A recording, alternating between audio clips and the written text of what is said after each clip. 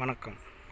அரியலூர் மாவட்ட தாப்படூர் மேற்கு ஒன்றிய தேமுதிக சார்பில் கேப்டன் அவர்களின் 72வது பிறந்தநாள் விழா ஆலோசனை கூட்டம் இன்று தாப்படூர் மேற்கு ஒன்றியத்திற்குட்பட்ட சுந்தரேசபுரம் பகுதியில் நடைபெற்றது.